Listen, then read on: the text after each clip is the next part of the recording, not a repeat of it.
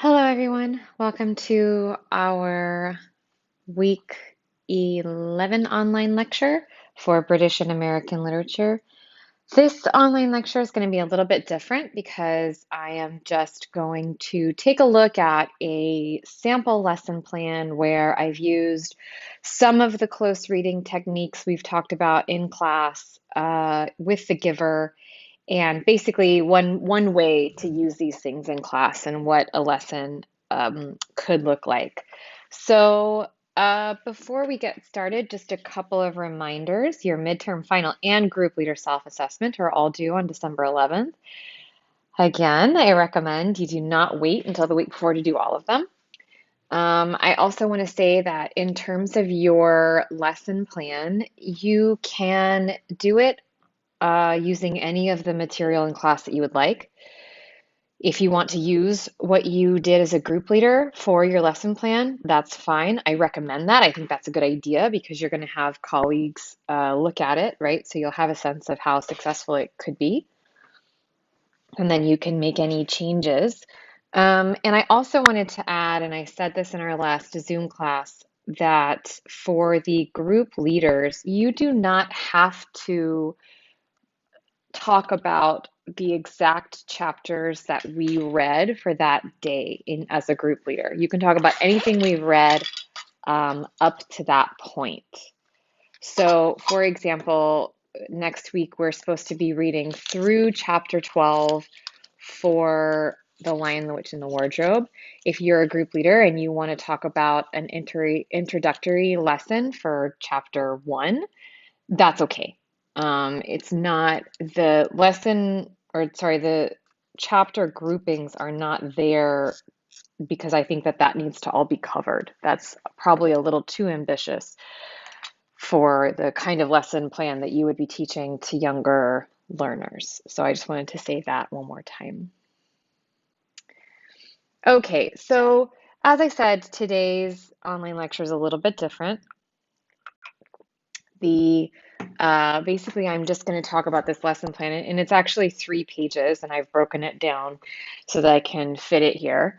But the try to make this so it's easy to see. So first of all, the age group that I am going to be talking about is these are 13-year-old students, more or less. Like I think probably this lesson plan would work for 12 to 14-year-olds. And actually, there's a couple of things you could adapt for slightly younger 9 to 11-year-olds as well. So there's actually quite a range with this lesson plan. So this is a beginner intermediate level class. Now, this is not targeted towards beginner. So, this is for students who can read, they can make the sounds of the alphabet, they can say at least some basic phrases, all the way through to intermediate students who might know a little bit more. And if this happens to you, where you have a class with this this level, right, this beginner and intermediate level, I would strongly encourage you as a teacher to put your students into groups. So you might have, I mean, if your class is 35 students, you could have little groups of 5 all over your classroom. And depending on how well you know your students, at what point you are in your class, you might make sure each group has one one intermediate level learner at least. What you don't want to do is have a group of 5 and have everyone in that group be advanced. Meanwhile, over here you have a group of 5 students, and all of those students are beginner because they're really going to struggle. Having one student at least in each group that's a high level relative to your class, it will help this advanced student will get to practice a lot because they'll be explaining some things, and it'll help these students not feel lost. So I think there's a lot of value in thinking about how you organize your students and how you group them, especially when you're talking about a class with low-level learners and then some intermediate level learners. Okay, so that being said, I wish there were a faster way for me to erase all of this. Okay, so that being said, in addition to beginner intermediate level students, these are students who have theoretically read the first chapter of The Giver. We're only going to really specifically dig deep into the first 6 pages. Towards the end of our lesson, we are going to talk about some things that are beyond that, but the bulk of today's lesson is going to deal with the first 6 pages. This you can't click on, but this is a link to the audiobook on YouTube, which I will be using. So down here, I have my learning outcomes for this lesson. So at the end of this lesson, my goal, students will be able to become familiar, uh,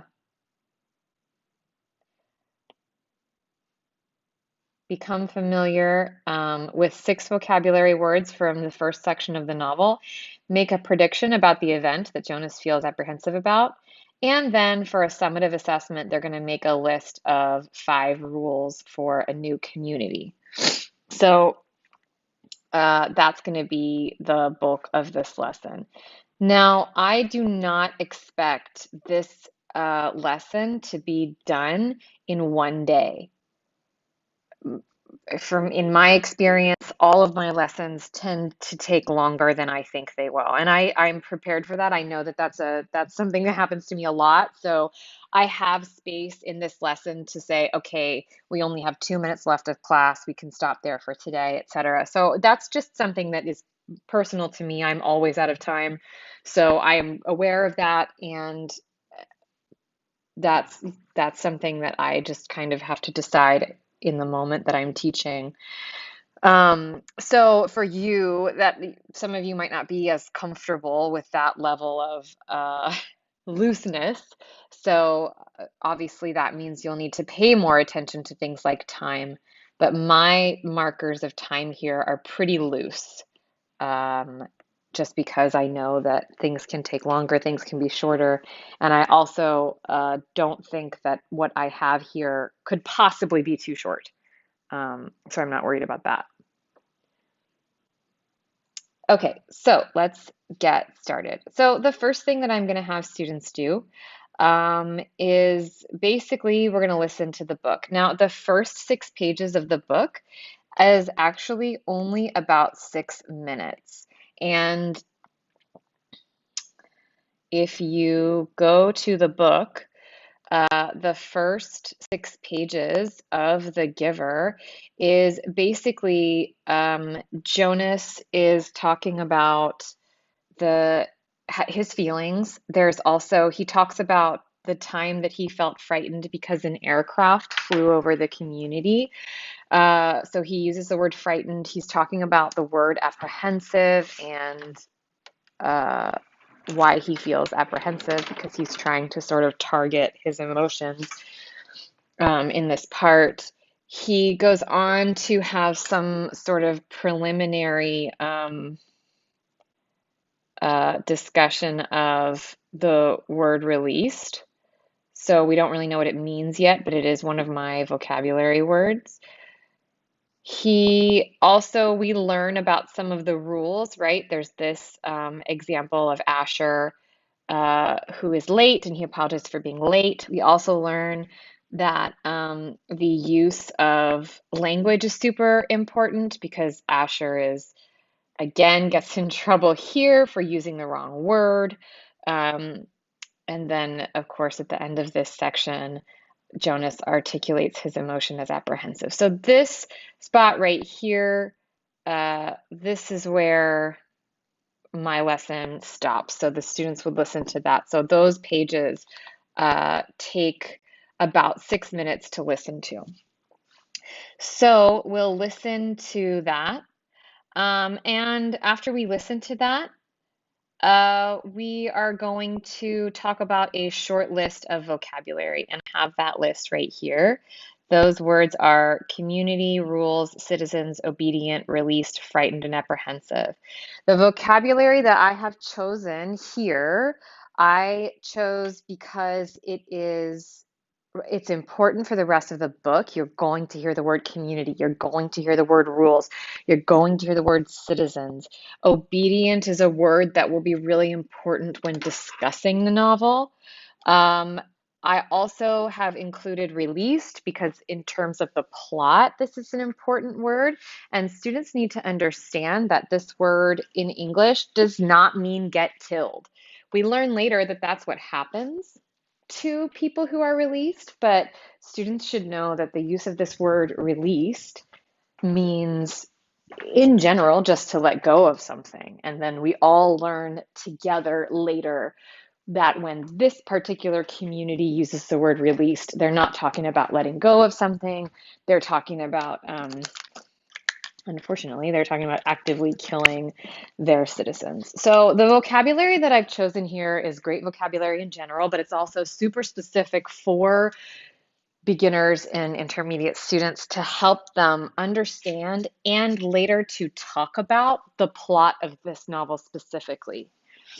Also, the words frightened and apprehensive I chose because quite nicely the definitions, the English definitions for these words are right there in the text. So it's a really nice way to show students, uh, sort of introduce students to the idea that when you have a text in a language in English, you can search for the answer to a vocabulary word inside that text.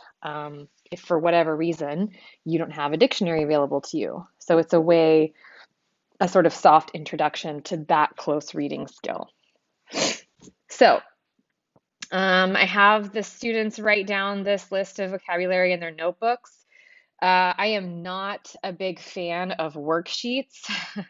I know I know they're very popular, and if you like worksheets, that's fine. You'll notice in most of my lessons, I really tend to get students to be personally responsible for their own material. So, especially, with this age students at the age of 13, you need to be responsible for your learning and you need to take that on a little bit more. So, you need to have a notebook for our class. You need to put the vocabulary in there. Students tend to take worksheets and shove them into the bottoms of their backpacks or leave them on the desk, but if they have a notebook that they bought or their mom or dad bought for them, they tend to be a little more careful with it. So that's just my personal feeling on that. So this is why here it says write down their list in their notebooks. So after we've done this, then we'll listen to the first 6 minutes. Sorry, I said I was going to do that up here, but I would introduce the vocabulary first, just the words. We're not going to talk about what they mean. If the students know what they mean, great. If they don't, that's also fine. So now they're going to listen for these words in the first 6 minutes of the book via audiobook. Now, theoretically, they've already done this for homework, so it's not the first time they're hearing it. But if there are students who didn't do their homework and this is the first time they're hearing it, that's okay too. They are not going to be completely left out. So after we listen to the first 6 minutes, I will have my students make their 3 separate columns for their vocabulary list. That says divining, it should say dividing the words into 3 groups. So I will review this technique or teach it for the first time. And just as a reminder, I teach my students when we're learning vocabulary to put their vocabulary into 3 categories. And I explain this a little bit differently depending on the level of my students. So for this class, these are beginner intermediate students. So I always tell them that the words over here in the star category, these are the words that they know 100%. These are the words know perfectly. And I always like to give them an example. Pizza is a good one. Everybody knows the word pizza. And I tell my students that the words in this star category, you can say, you can read, you can write, and when you hear them, you understand. So these are the easy words. And I usually give them some more examples too. Pizza, school, teacher, pencil, all of these words. Then the words over here, I kind of say these are the words that you know 50%. You could also say so-so. Some students are really comfortable with this phrase. Um, a good example of the words that students would know so-so. Um, let me think of an example. This is a little bit harder to come up with an example of words that students know so-so. But you might say,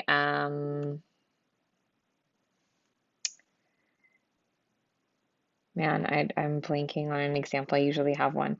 At any rate, you can think of think of an example ahead of time. Don't do what I'm doing where you can't come up with one. Well, you might say the word community. It's probably not a bad idea to use a vocabulary word here. So they maybe have heard this word. So maybe if they read this word, they remember it. Actually, wait, I did this wrong. So students can probably read this word and they understand it. And if they hear this word, they can understand it. But they don't know it well enough to remember it when they write it, and they don't know it well enough to remember to say it or speak that word. So this is what I mean by 50%, sort of passive skills, right? Then you have words that are completely new to students. I would bet that in a beginner intermediate class, the word obedient in my list is going to be the hardest one. This is going to be the one that most students have the most difficult time with. So this is a word that they can't really say. They're never going to be able to speak it, or sorry, not never, but they don't know how to say it. It's not fresh in their mind enough to be able to say it. When they read it, they don't understand it. They're not going to write it because they don't know it well enough. And when they hear it, they don't understand it. And by the way, when I say read, I don't just mean make the sounds obedient. I mean read and understand the word. So they see pizza and they can read it and they understand what pizza is.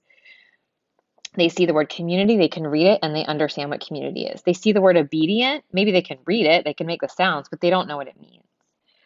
So that's what I mean by read. I don't mean like physically read. Okay. So I will remind students that this is what I mean when I say separate these words into three categories. These are the categories, and this is what I mean by these categories. So you'll see over here in my meta column, this is to help students focus on the words they don't know, prepare students to learn the new vocabulary.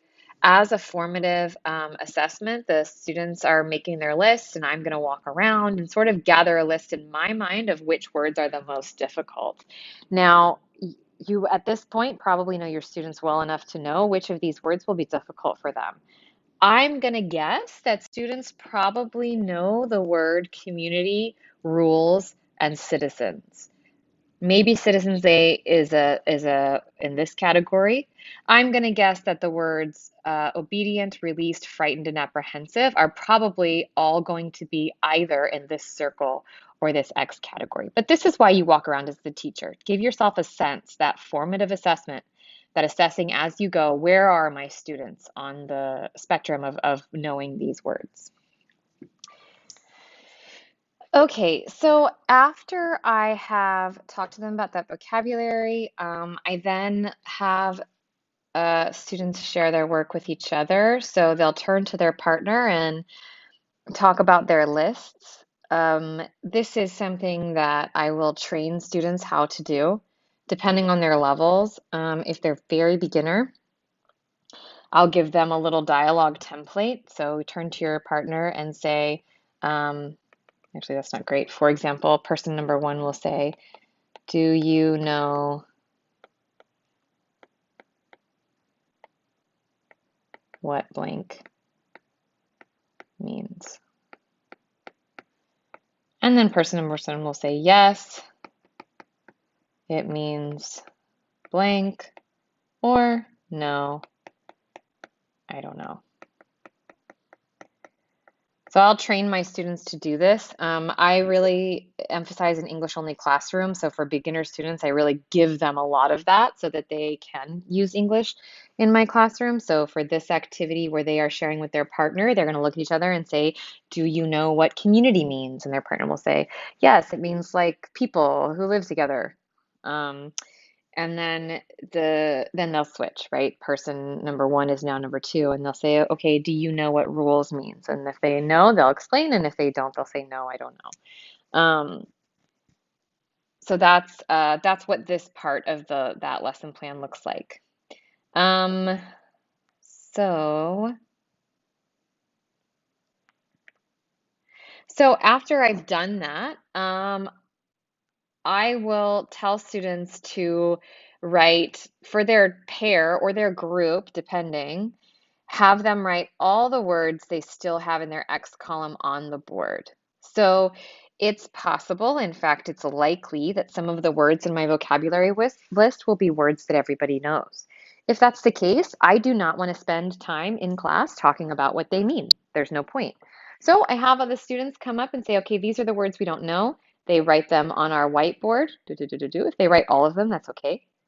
If all of the words end up there, that's fine. If they don't, also fine. And then whatever words are on the board, well then, I'll talk about the meanings of those words. So once I've done that, um, then we're going to take that vocabulary activity and we're going to play a game with it. So I have made a Kahoot for this. If you don't know what Kahoot is, it's a website, and on your phone or tablet, it's also an app that allows you to make quizzes, and the students can participate with those quizzes using their phones in class, and the answers will be displayed on the screen. It's a really fun resource. Students really love it. I personally, I think it can be overused. I think some teachers get really excited about Kahoot and they do it so much that their students get bored with it. So it's one of those tech resources that you want to be careful with. Of course, it's a great resource and it can be really fun, but if you do a Kahoot every single day, it's going to lose that the edge it gives you for being something different that the students can use. It's going to lose that if you do it all the time. So as with anything, you want to find that balance between using a cool new app like Kahoot to help engage your students and using it so much that it doesn't work anymore. So I over here,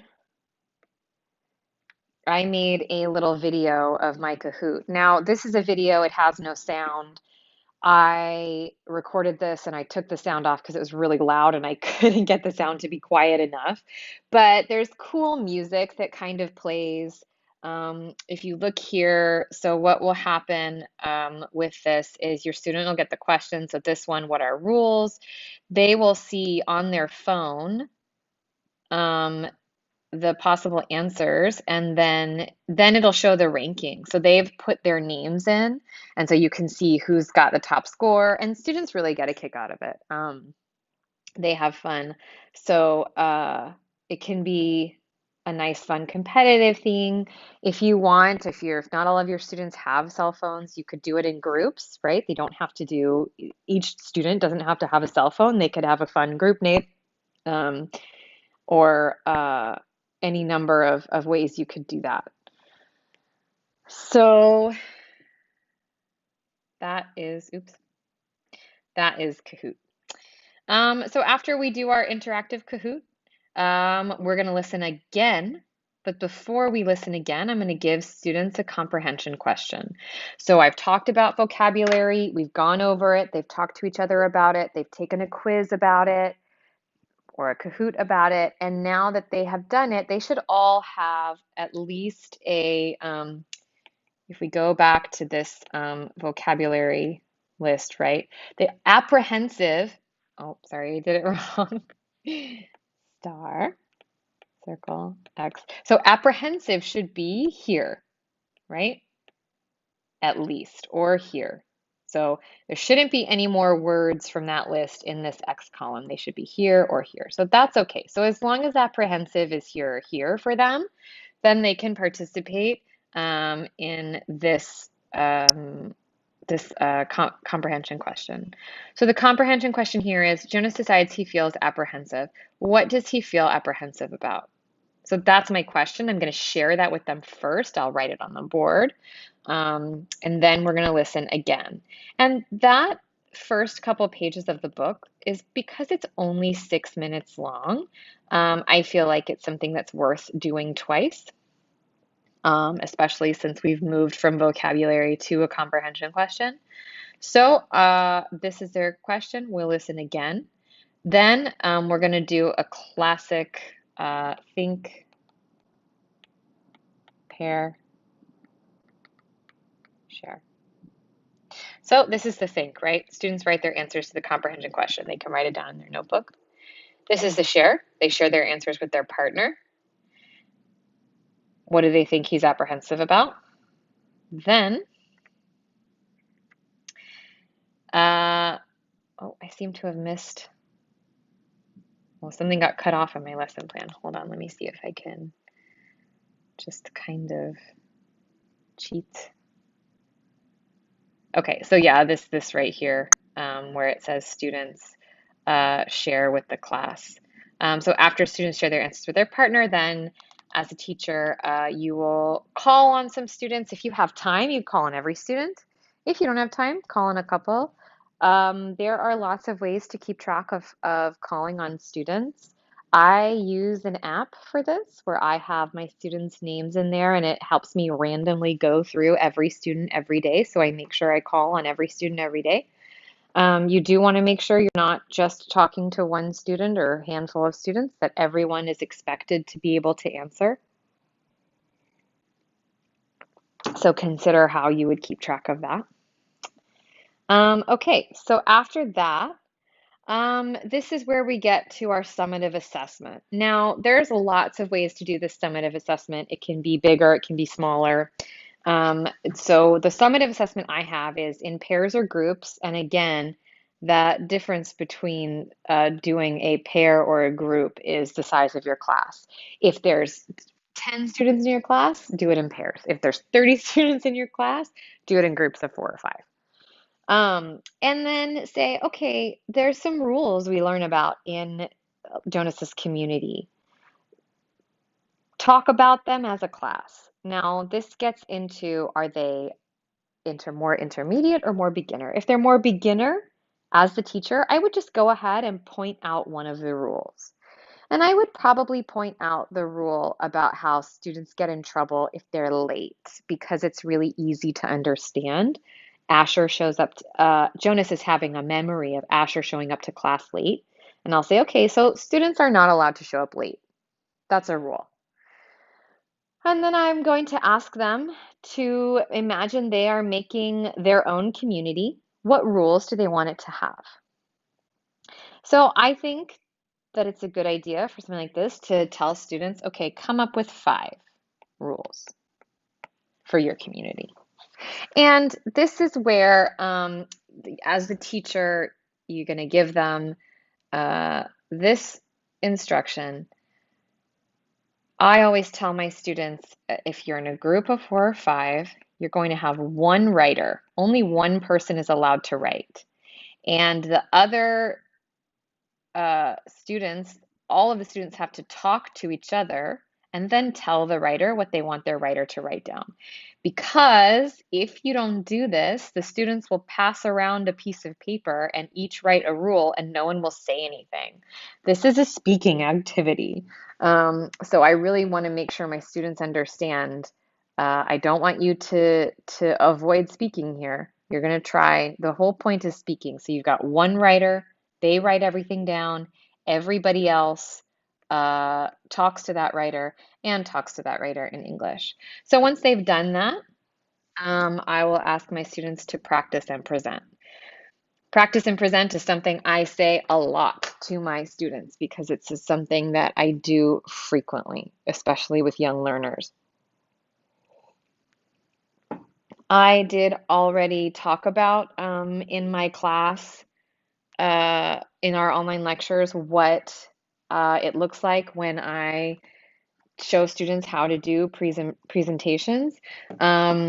So I'm not going to go over that completely right now, but just as a reminder, um, if my students have already done this before, if we've had presentations before, I won't need to say much. If we've never done it before, well, I will spend a little bit more time on this, talking about how for a presentation, you have an introduction,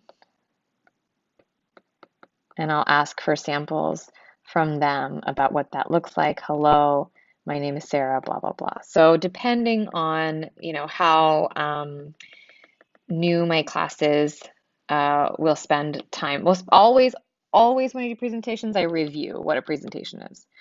But if it's new, then we'll spend more time on it. And then after that, the students practice their presentations, and then each group will present. So let's talk a little bit about assessment and summative assessment. So summative assessment is basically the thing that shows, are the students understanding what I'm teaching so far?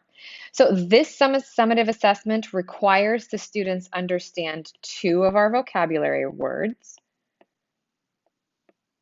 rule and community. It also requires students to understand some of the comprehension for the novel. They have to understand that Jonas lives in a community with some very strict rules. And then it allows them to analyze that, synthesize that into something new, their own ideas. What rules are in their dream community? You might have students whose rules are really in keeping with rules we already have. They might say, be nice to people. They might say basic rules that already exist. I would try to encourage my students to have fun with this. So if they want rules that say, you get to play 10 hours of video games a day, that's fine. It's their community. They get to invent the rules. So I would encourage them to have some fun with it. There's no need for them to make like a really good community, right? This is supposed to be fun. It helps them be a little more engaged too if they think it's fun. That being said, after that, it's really up to them. For this summative assessment, so it gives you that vocabulary, it shows that the students have a comprehension of the novel, and then finally it shows that they're able to extrapolate from what they understand and make something new, make their own thing. This is one of those things that could be really small. You could have students do quick 3-minute presentations in one day, or you could require them to have a visual aid. Maybe they need to make a poster, maybe they need to do something else. It depends on how much time you have and how much you want your students to be involved and that kind of thing. Since this is the first chapter of the book, I would probably do something kind of smallish because we're going to do more larger summative assessments later. But of course, anything is possible. So before I stop today, I want to talk about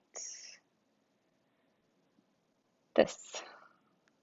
So one of the things that is tricky about having presentations in class is your students don't really want to watch other students do presentations, or rather, they don't really pay attention. And one of the reasons that presentations are so good is that all of the students who are not presenting get now to practice their listening skills. But sometimes students need to be incentivized to listen, or their listening needs to be guided. So I like to make this kind of thing for my students. I tell them that they get to grade the presentations. And I give them sort of a little mini rubric. So as you're watching, as the student is, actually, I'm going to go ahead and throw this into my presentation here so that I can talk about it better.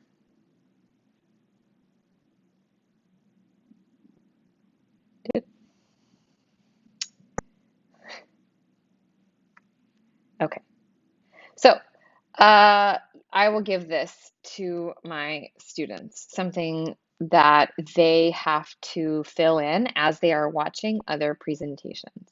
So they'll write their name, right? So let's say their name is Minjung. And the group Minjung is watching, let's say she's watching She's watching Cutie and I don't know, um, Bill. So Cutie and Bill are giving their presentation, and Minjong is going to give them a grade. So she's going to say, everyone on the team speaks. So she's going to be listening for that. So it helps her, Minjong, pay attention. So if she thinks Cutie and Bill both speak, well, then she can give them a little check. My classmates were easy to hear. If Minjong feels like she could hear Cutie and Bill, well, then yes. My classmates explained 5 rules. So this one is really good because now Minjong has to count. 1, 2, 3, 4, 5. So maybe they only talk about 4. Minjong doesn't like that, so she says no. My classmates had an introduction, a middle, and an end. Sure. Now Minjong gets to give them points, and you can tell the students earlier if you want that, 9, a 10 out of 10 is perfect, 9 out of 10 is an A, 8 is a B, and 7 is a C. So she can decide, well, they did most everything right. So we'll call that 9 out of 10. So Minjong will get a piece of paper that has as many of these on it as there are groups in the class. This is something that you can make quite small. I can fit 4 of these on a page. You can have it double-sided, so you'll have 8 on a page. And that makes sure that all of your students have a reason to pay attention to their classmates as they're presenting. It helps their listening skills, and it also helps them in their own presentations because they're thinking about, oh yeah, everyone has to speak. I have to be loud enough. I have to explain 5 rules. I have to have an introduction, a middle, and a conclusion, etc. Okay. Okay, so that is my sample lesson plan for close reading with the first 6 pages of The Giver. Not next week, but the week after, I'm going to do an advanced lesson with The Lion, the Witch, and the Wardrobe for students who are intermediate advanced. Our group leaders for week 12, that's the class on November 19th. The group leaders will be choosing from the following options. Lead a discussion of close reading techniques using The Lion, the Witch, and the Wardrobe. So you can use chapters 1 through 12. We're going to move on from The Giver now. If you have really strong feelings about doing something from The Giver, that's okay. But I want to encourage you to use The Lion, the Witch, and the Wardrobe. Or you can lead a lesson based on any of the topics discussed in the online lectures. So I've been getting some questions about this. Am I supposed to teach a class or am I supposed to talk about teaching? That is your choice. If you are comfortable pretending your classmates are students and you are comfortable using the Zoom platform as a method of teaching, great. If those things are a burden to you and you would rather just talk about your lesson plan, that is also fine. You need to be prepared to lead a discussion. So, you can't just plonk your lesson plan up there. You have to talk to your peers about it. But I understand that it can be a little too challenging sometimes to try to pretend your classmates are students with some of the material that you guys have been using. So the choice is yours. And that is all. I hope you all have a wonderful week. Remember, the reading schedule has been updated. I posted it again. We will have read chapters 1 through 12 of The Lion, the Witch, and the Wardrobe by our next Zoom class. And that's all for now. Goodbye.